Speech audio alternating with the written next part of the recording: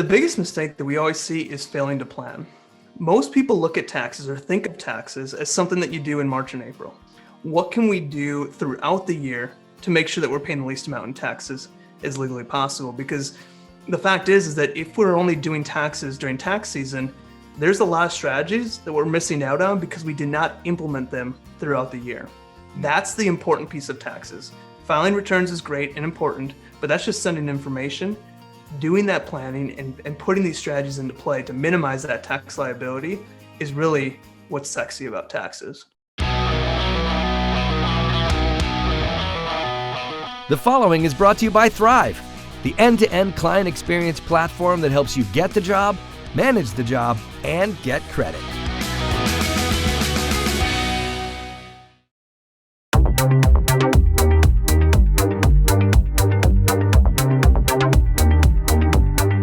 Hello, I'm Gordon Henry, and this is Winning on Main Street. This week we have a terrific guest who can help you run your business better and specifically give you a new age approach to accounting, tax savings, and growing your business. His name is Mike Jesowshek. Am I saying that right, Mike?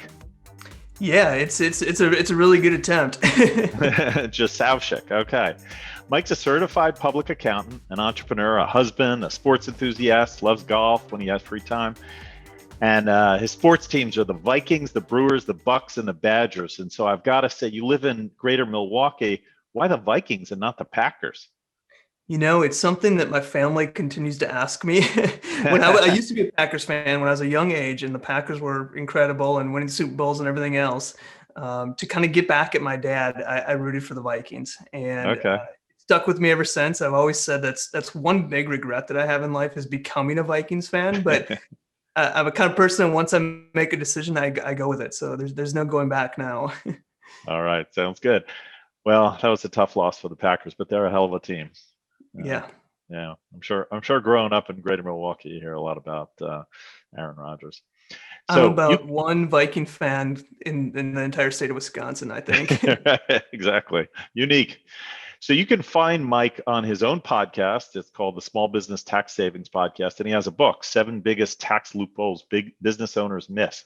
And you can find him on his website, which is www.jetrotax, that's JETRO tax.com, where you can sign up for his tips, schedule a chat with him. You can also find out about his Facebook groups for small business tax secrets and law firms. So Mike is a very busy guy and has a lot of great insights to share. So welcome, Mike. Yeah, appreciate it, Gordon. Okay, we're excited to have you. So let's dive right into it. So you're an entrepreneur, and you help entrepreneurs and small businesses. And your marketing, you say you've been in the shoes of small business owners, and your goal is to help them in the one area that most business owners are not familiar with, accounting and taxes. So, what are the biggest mistakes that small business owners make with their taxes? Gordon, the biggest mistake that we always see is failing to plan. Most people look at taxes or think of taxes as something that you do in March and April. So you see your accountant once a year, bring all your documents to him, submit the taxes, and then see him again next year. And while that's definitely important, we kind of look at tax prep as just taking information and sending it to the government agencies. And where we really think that business owners need to focus on is tax planning. What can we do throughout the year to make sure that we're paying the least amount in taxes as legally possible? Because the fact is that if we're only doing taxes during tax season, there's a lot of strategies that we're missing out on because we did not implement them throughout the year. And so the biggest thing that we always come to us, and when we see people come to our door and listen to our podcast, we're trying to drill into this idea of tax planning. That's the important piece of taxes. Filing returns is great and important, but that's just sending information. Doing that planning and putting these strategies into play to minimize that tax liability is really what's sexy about taxes. It's great advice. So we'll get into what some of those strategies are. You talk about bulletproofing yourself against an audit. I guess that's something that people worry about, particularly small businesses. Can you give us some ideas on what might be a technique to bulletproof yourself against an audit? Yeah, I think the biggest thing is, one, don't be scared of an audit. If you're doing things the right way, if you have good records, you're keeping track of everything that you're doing, and you're just playing above the line, don't be scared of an audit, because Really, if you're doing things the right way, the audit will disappear immediately. So Hmm. most clients that we see that are facing an audit, it's simply a letter that comes in the mail saying, hey, we saw some information that doesn't seem to be matching up with your return. Can you provide some documentation for this? We go into their file, it's already there, send it off. IRS is done and we're good to go. So when we're talking about bulletproofing yourself against an audit, it's really making sure that you're doing those things correctly. So making sure that you're doing bookkeeping and the bookkeeping is accurate, that you can use that to help support that audit. Making sure that you're saving receipts. I always say be overcautious. Put a bunch of documents into files, save them, do everything digitally. Take a picture of all the receipts that you have. There's a 98% chance you'll never need to use them, never have an audit come up. But in that one chance that it does, you're already organized. So I always say that, keep receipts. If you have a business automobile, keep a mileage log. Try to document as much as you can on the forefront, because oftentimes when the IRS comes knocking, it's really tough to try to gather all the information from potentially 2-3 years ago. You might have forgot what you had. You might lose deductions simply because you didn't keep your records properly. So biggest thing is just keeping neat, making sure things are accurate, making sure that you have that documentation ahead of time, so that if that ever happens, you know, and you can sleep at night knowing, hey, I've got everything ready to go. Mm-hmm. Yeah. And what is the statute of limitations on old receipts? Everybody, is it 7 years? You hear different things. Yeah, 7 years is typically a statute of limitations. If you're doing something that's like blatantly fraudulent or something like that, of course they can go back as far as they want. But yeah, 7 years is a general rule of thumb on how long you need to keep stuff. But again, I always tell people just take it. We're in a digital era.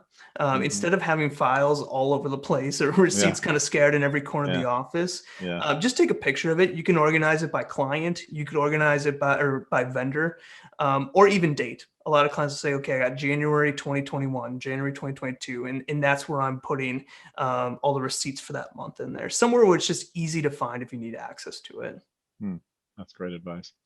So you wrote a book, we mentioned it before, called The 7 Biggest Tax Loopholes Lawyers Miss.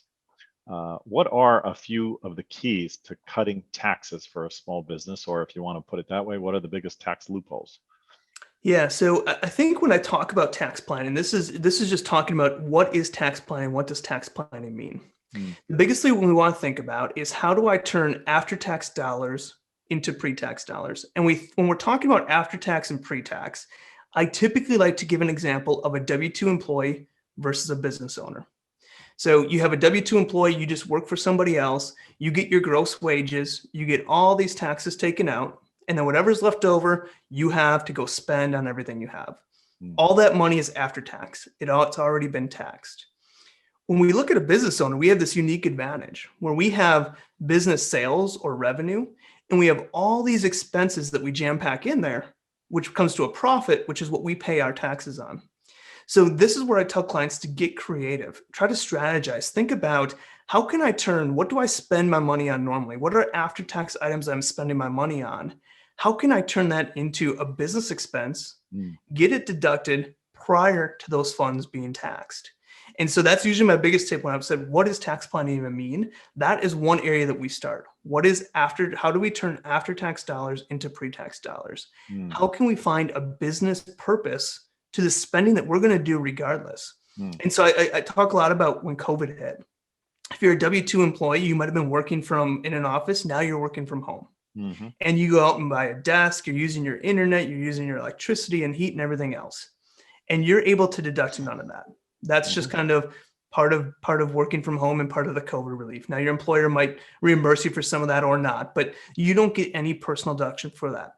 That desk that you bought is all after tax. That electricity and internet is all after tax dollars that you're using. But as a business owner, now we have a home office. We're able to take a home office deduction. We have the internet. We're able to take a portion of that. We're now driving to clients from our house. So our house is our office. Anytime we leave our office, our house, we're getting mileage deductions. And so that's all things that you're going to spend anyways. You're going to have that electricity bill. You're going to have that internet bill. And it's all the spending you're going to do anyways, but now we can take it pre-tax. So prior to those items being taxed. And so that is the key when we look at tax planning, is how do we turn those after-tax dollars into pre-tax, and just getting creative. thinking, how can I tie everyday activity into a business expense? Yep. Yep. Makes a lot of sense.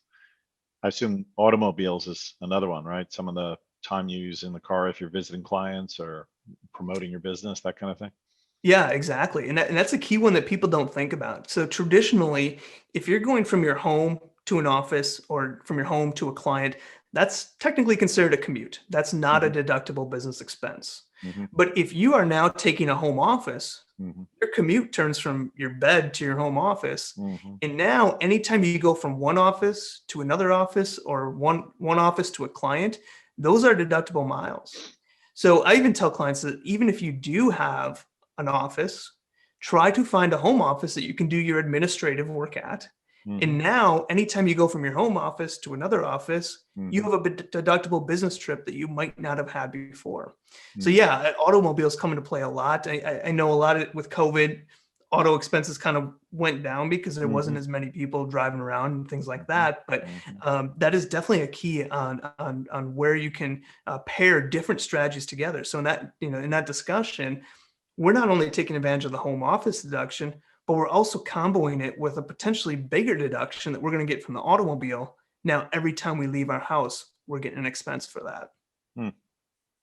Got it. So, what are some of the tips you offer about retirement planning? You talk, that's one of your big topics, I think, is retirement planning. I know small business owners think a lot about, how should I manage my business so that I could retire someday? What are some of the tips you give people? Yeah, so it really comes down to when we talk about retirement planning, we're looking at two different ideas. Are we looking to take care of yourself as the owner? And that's our main goal with a retirement plan. Mm. Or are we looking to create a retirement plan to keep, get, and retain high talent? So your employees. Sometimes it's a combination of both, but it really depends on what your goal is with the retirement plan. There's a lot of options out there. You can do a solo 401k, a SEP IRA, traditional 401k, a safe harbor 401k. There's a lot of retirement options, but the key really comes down to is what is your goal with the retirement, as well as how much money do you have to put away. If you're saying, I want to put away $5,000 towards retirement, we're going to say, just do a traditional IRA. No sense in putting together a retirement plan and everything else. But if your goal is to say, I want to put some money away, a higher dollar amount, I want to take care of my employees, I want to make sure that they're putting money away, and I want to retain talent through retirement, then we're looking at something a little more advanced. So when we look at what retirement option makes sense, we're trying to answer those questions. And then a lot of times it's, do I have employees or don't I have employees? If you have no employees, it's you and a spouse or maybe family members, we're going to lean towards something like a SEP IRA or solo 401k. This is a great opportunity, again, to get a business deduction by putting money into a retirement account for you as the owner. So I think retirement is key. A lot of business owners don't think about it. They think, I'm running my business, I want to retain this cash, and the goal is that my retirement is going to be my business. And while that's probably true, and many businesses sell down the road, and that's how you get into retirement, I also think it doesn't hurt to also combo that with a plan. And if you're like, well, I don't want to max out plans or anything like that, that's fine. There's definitely solutions available that you don't have to max out. But having a little nest egg as a retirement plan that you're getting business deductions for, you're getting tax benefits for today, Mm. comboed with a potential business sale at the time of retirement, can really kind of create that clear picture when you come to retirement time. Mm. And I think as a business owner, and I go through this myself, the key thing is you're always worrying, this thing could just collapse and go away tomorrow. Mm. That's not true, but it's something as a business owner that we're always thinking about. Sure. And so I think when you start to have these financial freedom, this retirement plan, potential business sale, maybe some investments over here, you start to have this financial freedom, which kind of clears that worry of what happens if all this fails. Well, now you have something to back up on. And so I think it's key to kind of work that into your plan, not just for down the road when you're going to potentially need those funds, but I also think it really helps you grow in your business because you can take your mind off of some of those negative thoughts that might come up about financials and be able to just grow your business a lot easier. I think that's why you always hear that theory saying, once you hit your first million, the next 5, 6, 10 million, whatever it is, comes so much quicker.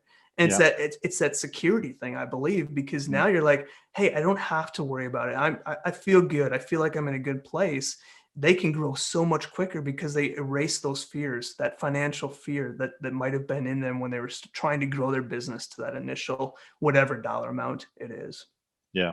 And on that topic of thinking about the future and thinking about retirement planning, there's always the issue of a small business of, do I sell the business someday or do I pass it on to my kids? What are the things you talk to people about in that area in terms of the exit plan? Yeah, that gets sticky, as you can imagine, depending, where you have kids, what type of kids you have, how many kids you have. That area can get sticky, Mm. and everybody's got a different situation.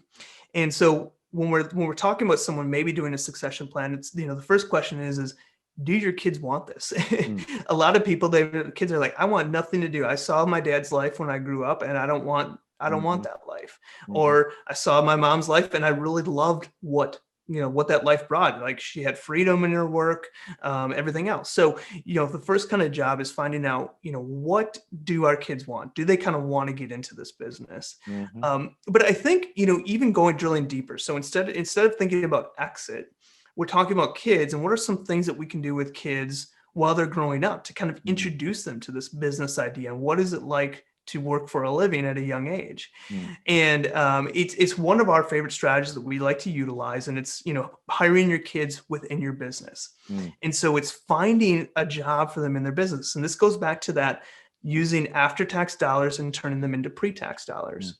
If I'm going to pay for little Johnny's basketball camps and take them to different amusement parks and things like that, how can I get a business deduction for that?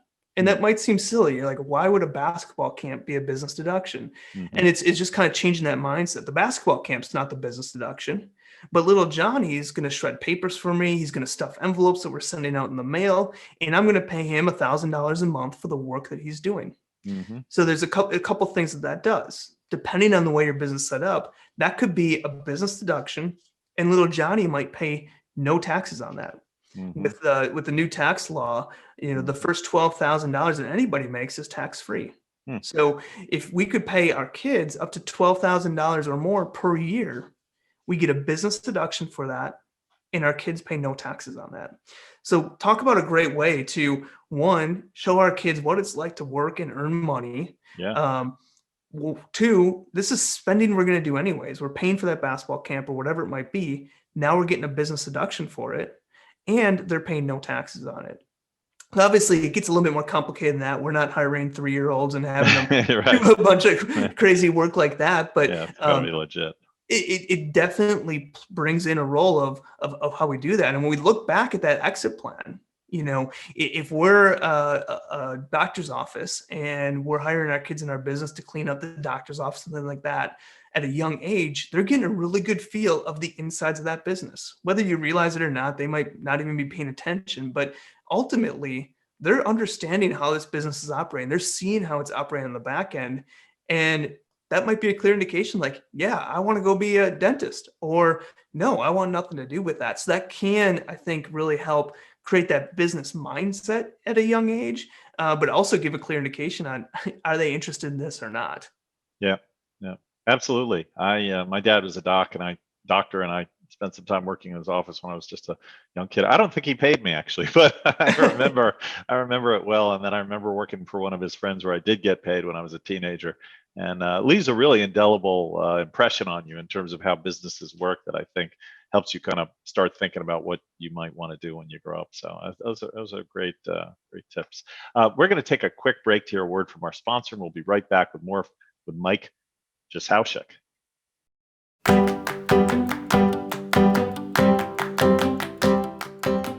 This is small business expert Barry Moltz. 2020 has been a tough year for small business owners. The COVID-19 pandemic, the civil unrest, and a contentious presidential election, any one of which would have made a very difficult year, but they actually all happened in 2020. I've been so impressed with the resiliency and the ingenuity that all small business owners have shown during COVID-19, but it's now time to turn the page to 2021. If your business is now stuck and you're unsure how to grow it in a post-COVID-19 economy, give me a call, 773-837-8250, or you can email me at barry@moltz.com. Remember, I'm here to help you any way I can.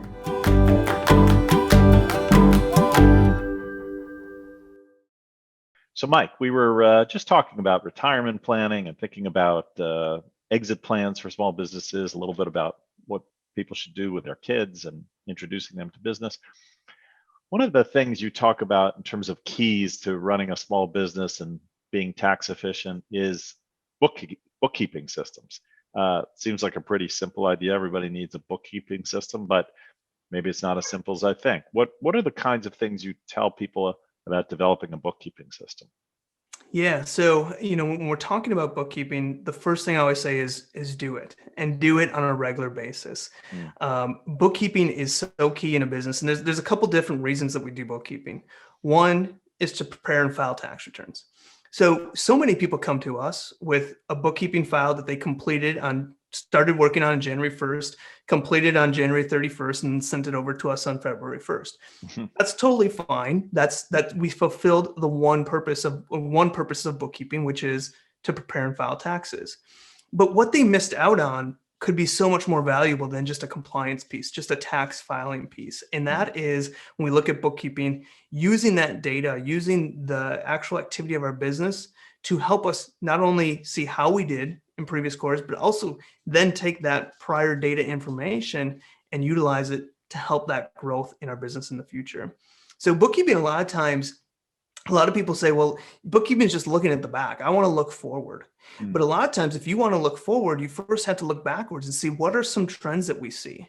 We put a marketing plan in place in March. How is that showing in April, May, and June? Could we do it again? Do we want to do it again? Or was it a bust and it didn't work out?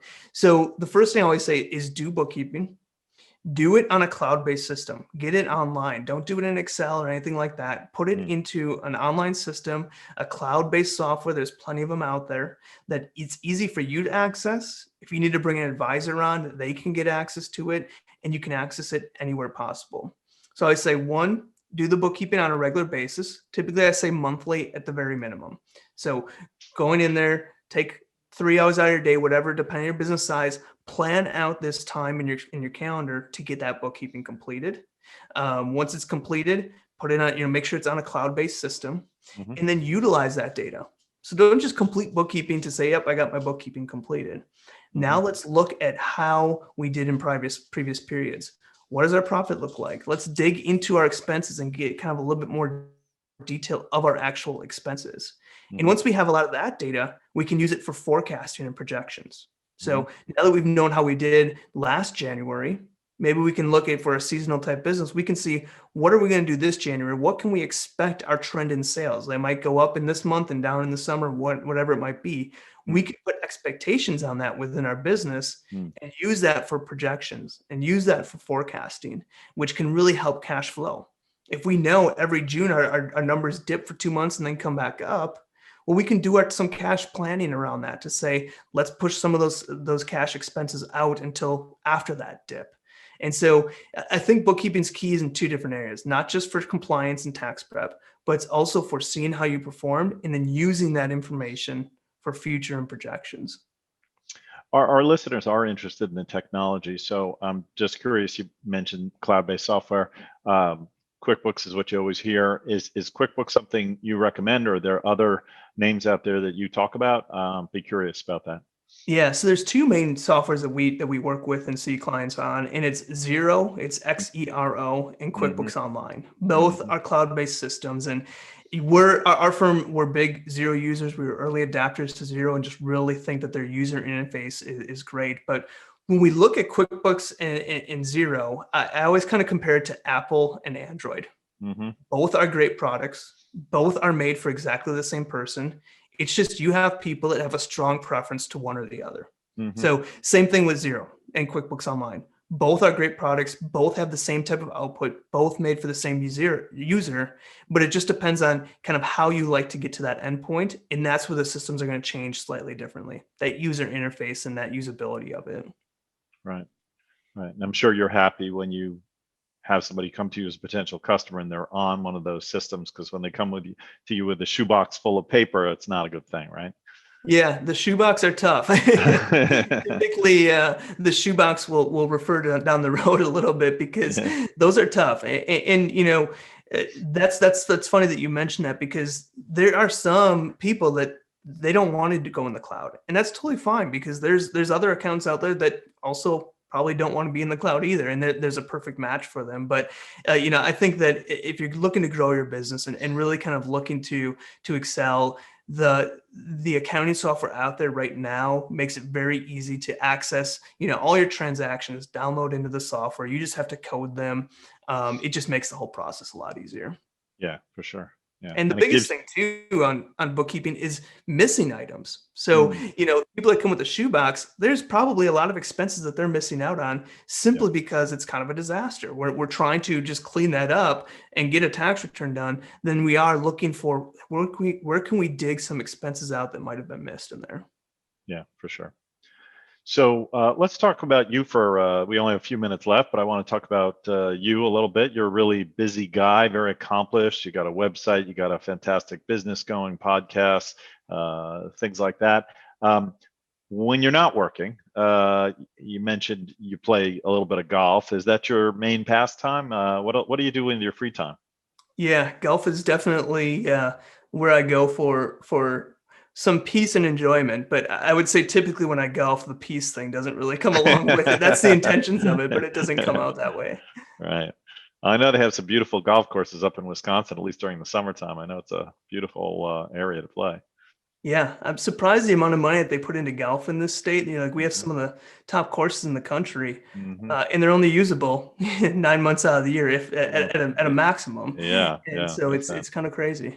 Yeah, that's great. I'm always curious about successful people such as yourself, kind of how you get that way, because everybody wants to succeed, but not always clear the path. Do you have certain habits you practice, certain time of day you do certain things that sort of gives you a successful lifestyle? Just general advice for people about how to manage their time, manage the way they do things? Yeah, and I think this one is tough because, as a business owner, you have so much going on. You wear so many different hats, especially if you're a small business or just getting started, wherever you might be in that journey. You have so much stuff coming at you at all sorts of different angles. And so really, it's just having that ability to be able to clear your mind. How can you clear your mind, even if it's for a 10-minute break, whatever it might be? One thing that I always did, and this is, kind of an odd habit, I would say, but it's something that I do to help keep me in shape too, as I'm always sitting at a desk. I have an office job, so I'm not moving around too much, but I made a note that every time that I go to the bathroom, and I drink a lot of water during the day, that I'm going to do an exercise. So that could be go down, do 25 push-ups or do 50 sit-ups, whatever it might be. But every time, and there's an indicator there, gotta go to the bathroom, I'm going to do my workout. And so, it's kind of one of those things that it does something in your mind that just kind of clears out everything else. Cause now you're worrying about my arms hurt and I'm sore from the yesterday, whatever it might be. And it just kind of helps clear that mind for a fresh restart when you come back. And that break could be a couple minutes and that's it. But it's a nice opportunity for that. So that's just my biggest thing is one, taking time for yourself as a business owner. You don't do enough of that. I don't do enough of that. And I know how damaging that can be to not just take some time out for yourself. Yeah. Great advice. Well, Mike, we're just about out of time. I did want to remind people that they can find you online. It's www.jetrotax, JETRO tax.com, where they can get your tips, sign up for your Facebook group, your schedule a chat, all sorts of things. So I encourage people to do that. Awesome. Yeah. So thanks for joining us today. You've been a fantastic guest and really think this will help a lot of small business owners do a better job with their taxes, something everybody has to worry about a little bit. Thanks for your time. Gordon. Thanks for having me on, and it's been a pleasure. If you enjoyed this podcast, please subscribe and tell a friend or colleague to subscribe and leave us a 5-star review. We'd really appreciate it. Until next time, this has been Gordon Henry, Waiting on Main Street. Make it a great week.